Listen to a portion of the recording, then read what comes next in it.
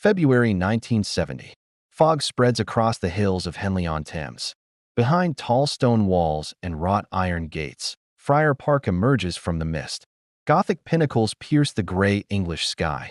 Towers that seem pulled from a Victorian horror tale rise above the treeline. Red terracotta bleeds through the fog.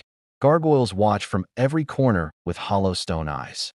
A French castle lost in the heart of England. Beautiful, yes, but that is only the facade. Behind these walls lie 30 acres of forgotten land. Underground caves that no one has entered in decades. A 20-foot replica of the Matterhorn, painted to show snow in winter and bare rock in summer, now hidden beneath wild overgrowth. Stone gnomes guard secrets in gardens so tangled that paths have disappeared entirely. And there are rooms. So many rooms that no one has ever counted them all. Standing at the entrance is a 27-year-old man who has just paid £140,000 for everything you see. The newspapers call it madness. His own family thinks he has lost his mind. But George Harrison sees something different. He sees a sanctuary, a place to disappear from the chaos that has consumed his life for the past decade. The quiet Beatle has escaped the most famous band in the world. He has fled screaming fans, endless tours, and a creative partnership that left no room for his voice. Now he stands before a crumbling Victorian palace that most people consider a romantic ruin, an expensive folly with no practical future. But George is not looking for practical. He is looking for peace. The question is whether these beautiful walls can provide it, or whether they will become his most elegant prison. To understand Friar Park, you must first understand the man who created it. Sir Frank Crisp was an eccentric Victorian lawyer with more money than sense and more imagination than either. In 1889, he began construction on what would become one of the most unusual estates in England.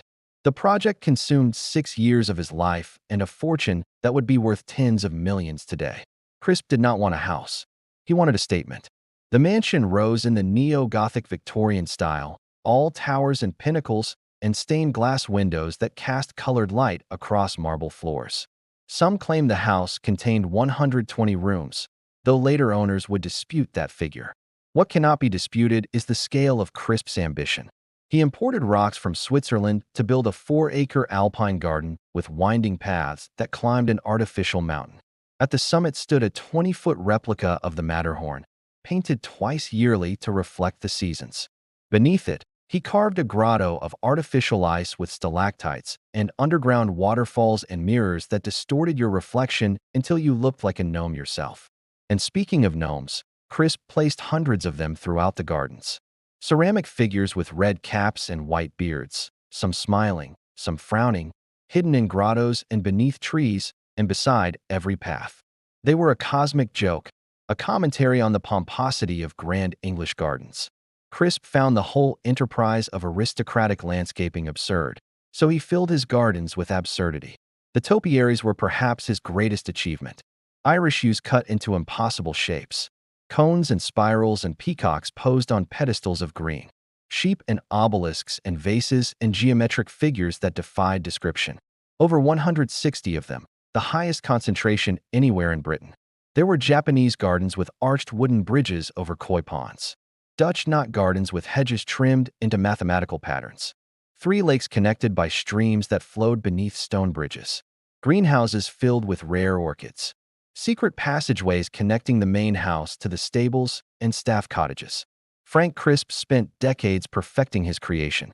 But perfection has a price, and after his death in 1919, no one in his family could afford to pay it. The estate passed through various hands, each owner struggling against the relentless mathematics of maintenance.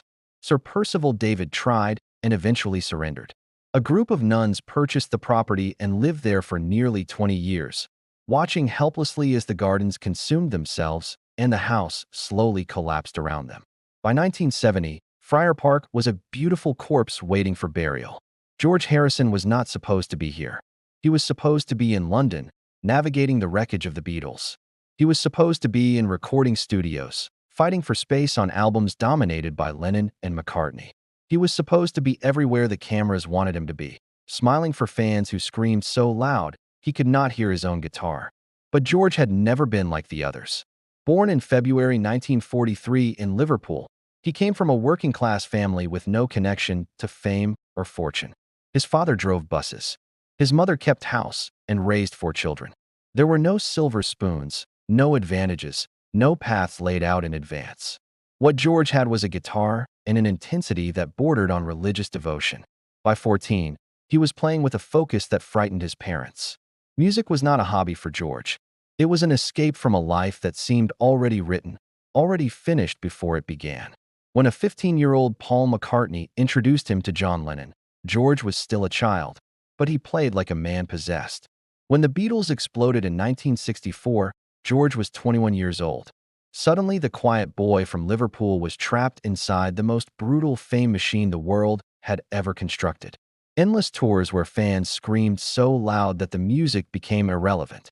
Hotels under siege by thousands of people who wanted pieces of him, literally and figuratively. Bodyguards, handlers, interviews, photo sessions, zero privacy, zero silence, zero space to breathe. And through it all, George stayed in the shadows. Not because he was shy, because survival demanded it. In a band where 2 massive egos absorbed all the oxygen in every room, George learned to hold his breath. Lennon fought constantly for creative control. McCartney crafted perfect melodies and charmed the press. George wrote songs in silence and watched them get rejected, album after album, year after year. His ideas were minimized. His contributions were afterthoughts. The quiet Beatle, they called him, as if quietness were his nature rather than his armor. Everything changed in 1966. As the Beatles stopped touring and retreated to the studio, George found something the others were not looking for. He traveled to India. He studied with Ravi Shankar, learning sitar and meditation and the ancient philosophies of the East. This was not hippie fashion, not a pose for the cameras. George genuinely believed there was something beyond the noise, beyond the fame, beyond the endless circus of being a Beatle. But returning to England meant returning to chaos. The Abbey Road sessions became a battlefield. John and Paul fought openly while George and Ringo watched from the margins. George's songs continued to be rejected or relegated to album filler. Even Something and Here Comes the Sun, which would become 2 of the most beloved songs in rock history, had to fight for their existence on records dominated by the Lennon-McCartney partnership. By 1969, George was empty, emotionally drained, spiritually exhausted. He could see the Beatles crumbling, and he knew there was nothing he could do to stop it. What he needed was a refuge. A real one. Not a London flat where paparazzi camped outside the door. Not a suburban house where fans rang the doorbell at midnight. He needed walls, distance, silence. Then he saw the advertisement in the newspaper. Victorian mansion in Henley-on-Thames. 30 acres. Needs restoration. When George drove out to see the property, his sister-in-law Irene came along. She took one look at the collapsed roofs and broken windows and grass growing through the floorboards and said what everyone was thinking. My God, what has he done? Look at it. George looked. He saw the decay. He saw the decades of neglect. He saw the impossible amount of work that would be required to bring this place back to life. He said simply, I'll buy it. In January 1970, George Harrison paid £140,000 for Friar Park. It was less than the property was worth even in its ruined state, but the nuns were desperate. George was the only serious offer they had received in months. They signed the papers and fled, leaving behind a catastrophe of deferred maintenance and broken dreams. George moved in on March 12, 1970, with his wife Patty Boyd and friends helping to make the place barely habitable. There was no reliable electricity, no hot water in most rooms. They used gas lamps and portable heaters and pretended they were camping in the most elaborate campsite in England.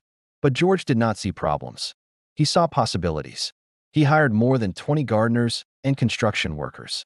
The gardens came first because George had loved gardening since childhood, planting flowers in the small patio behind his family's council house in Liverpool. Now he had 30 acres. He cleared tons of debris, cut dead trees, uncovered hidden paths that had been buried under decades of rotting leaves. George himself descended in a harness to explore the grotto beneath the Matterhorn. He found broken mirrors and ceramic gnomes buried in mud and inscriptions carved into the stone walls by workers 80 years before. It was archaeology of the absurd, and George loved every moment of it. The mansion roof was repaired. Electrical systems were replaced completely. Modern heating was installed along with new plumbing and windows that actually closed. George hired experts in historical conservation to restore the stained glass and carved oak panels and decorative ceilings. The Alpine garden was restored plant by plant, meticulously.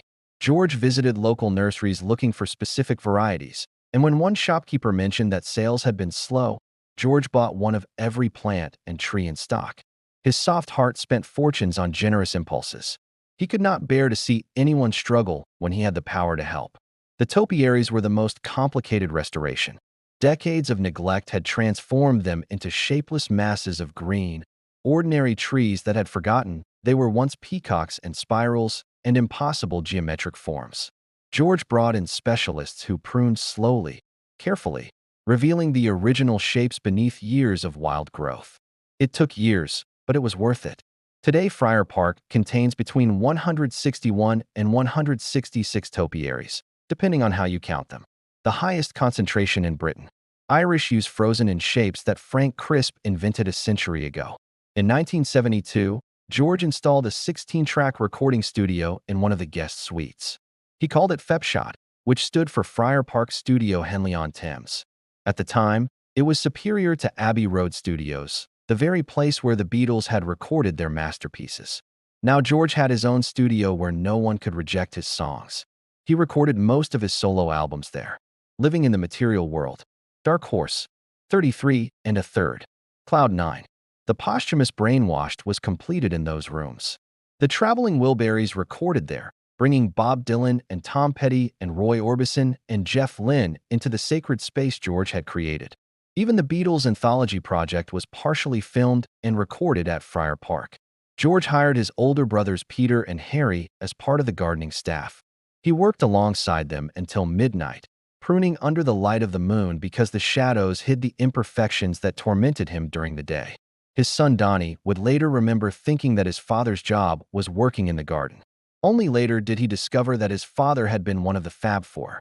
But here is the truth that no one tells you about beautiful dreams. They cost more than money.